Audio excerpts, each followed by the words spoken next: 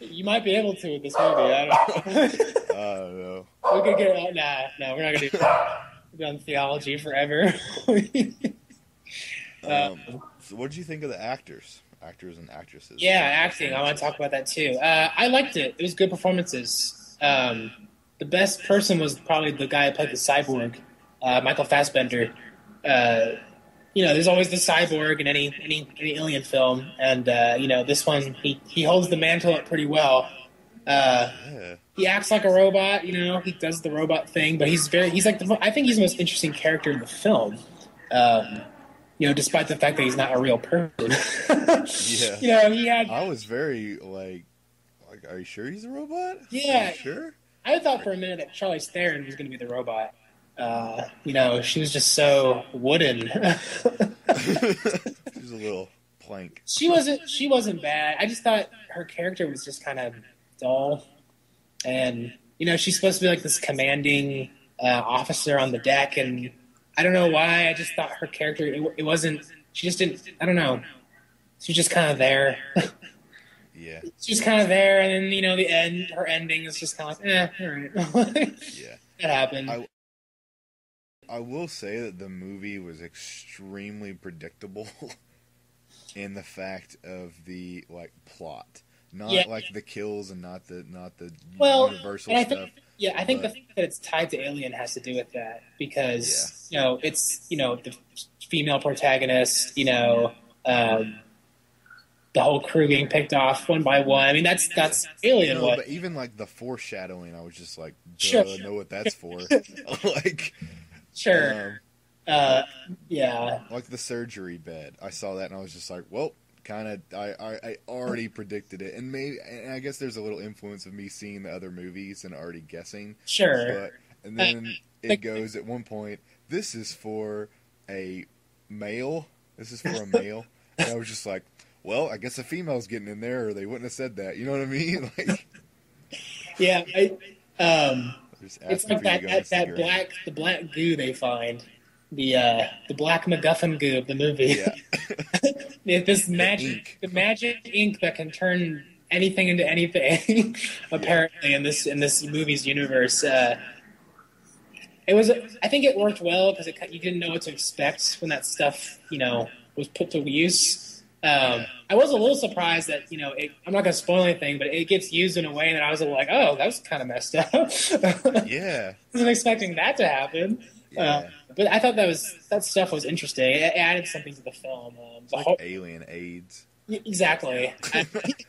I was I expecting. was like, is this going to come alive? Is this going to encode something and like I morph thought, it? Is yeah, this going to infect someone? So I was really curious because they didn't really push what it was going to do until I wasn't sure how the movie. directly the alien stuff was going to be in it. Yeah, Because I thought those, they find the goo in these little like cylinders all over this room. And I thought, oh, okay, there's gonna be eggs inside, right? And there's like face huggers. No, it was kind of different.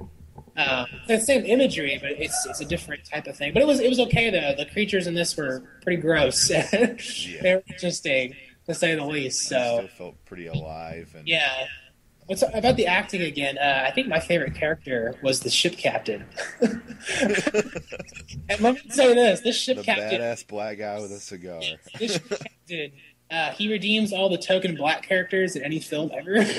Why? Because he didn't Because he die didn't in the die beginning. at the beginning. Yeah, Like the smartest person on the ship. yeah. He was pretty smart. And he was Black Jesus too. He was, yeah, he was really good. I liked him. He was, yeah, I thought he was funny and hilarious, and Dude, the ginger was awesome. yes, he was funny. But they are forcing the angry ginger stereotype, and I hate it. He was the smart one, though. He was the one that said something. Said something along the lines in the film of like, no, forget this. I'm going back to the ship. I'm not going back in that room. I thought, Yeah. hey, He was the only guy that was smart enough to bring a gun. if this was another horror film, he would have been like, let's go on, guys. Let's go on there. Yeah, It's like, no, I've seen this too many times. yeah. Get here. It did kind of push that. It's just like, all right, all these horror. I watch horror stories or horror movies at home, and just like I'm not feeding into this shit. I'm out of here. Like, Well, and that's another thing. Talk about like a horror film, and there's horror aspects of this movie, but that's and you can hear this in any other review of this movie, is that Alien was such a different story. It was a slasher film in outer space. That's Yeah, basically what it was. And this movie there's got something of like that in it, but not really. It's more of it's a strange kind of plot that has alien things in it. yeah. So I was yeah. expecting a couple more false climaxes, though. I didn't get hit with a lot Sure. of them. Yeah. Yeah. I mean, to me, the gross out stuff was good enough for me. I was like, that's great. Yeah. It's made it worth seeing. So, um, The cool thing about Alien is like no matter how many times you watch it and how many times you know what's going to happen, you're still on edge when those yeah, climaxes hit. yeah, And they didn't put out that much time. yeah. It's more about the story and what's happening. Yeah. So, May- like I said, I was a little underwhelmed by it, I think. yeah. Well, maybe he'll push more into the element in the sequels or something. Maybe he's just trying to set the building blocks. Sure. I don't know. I'm Maybe making an next excuse time for they'll him, be the Predator hits. yeah, Maybe they indirectly set up Alien versus Predator. yeah.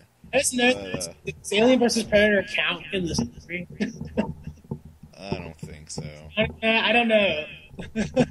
I don't think so. But I will recommend this movie, and I like full ticket price, especially if you enjoy the aliens. Yeah. Because, like I said before, it doesn't connect directly. Like you don't have to see them first, but you'll enjoy the movie a lot more by seeing Yeah, I mean, if you don't see him first, you're gonna be like, "What the crap was that thing?" Yeah. Uh, There's a couple moments where you're like, "Oh, really cool." Yeah, Oh, yeah. And if you haven't seen the first ones, you're not gonna do that. You're gonna soon be like, "Okay." yeah. When the music started playing and I saw the statue of the xenomorph on the wall, I was like, "Oh, Yeah. here we go." Yeah. It's- That was for me. yeah. Yeah, I'd recommend this film too. I don't know if I'd say full price. I'd probably recommend a matinee. And if you can wait for a rental, I don't think it's a bad thing to rent. But the visuals are pretty cool. So if you want to see it on screen, it's worth seeing, I think.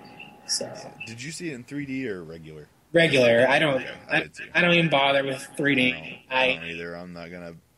I am a true hater for 3D. So if you're expecting me to give you any kind of a review on 3D, it's gonna be bad every time. The same goes for me. If anyone out there's listening, don't expect us to review this 3D bullcrap because I don't know. Our only excuse was Tron. Someone made a comment to me today. They had an interesting comment. I was talking to a guy, and he said, maybe this is just like a stepping stone towards like hologram movies. Oh gosh. Maybe this 3D technology is heading us towards like hologram films, and I would rather have that in a video game. yeah, that's what I said. Yeah, exactly. Like, okay, great. So what? The Phantom Menace and hologram? Yeah. So I want to move on to our classic recommendation. Houston, I like fat people. I like fat people that are funny. It's even funnier when fat people have sarcastic skinny people to help them along as their buddy. My favorite comedy duo of all time. Road trip.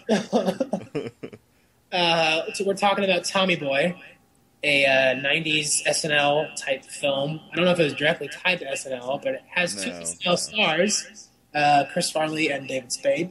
Me and Houston love this film. We've bonded over this film.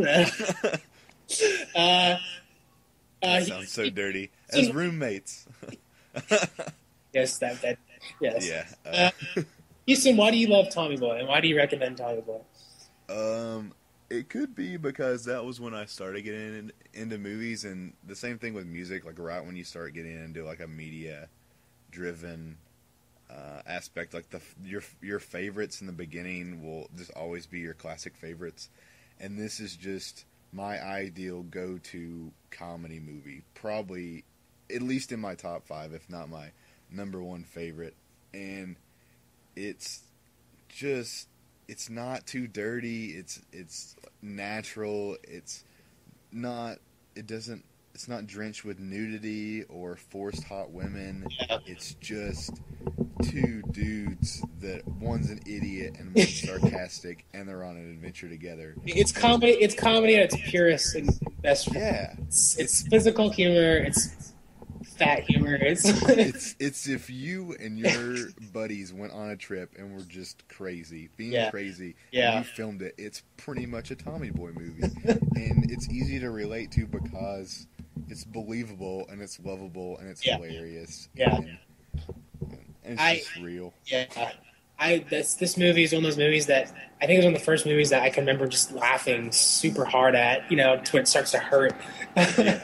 I think I saw this movie when I was in 5th grade for the first time, and I thought it was hilarious because I'd always watched Chris Farley on like SNL tapes and things like that, and so this movie was just so funny to me to watch first. And like I think it's one of those movies that you quote all the time, even if you don't even thinking about it. You just like indirectly quote this film.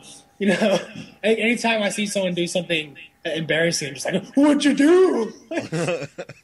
Yeah.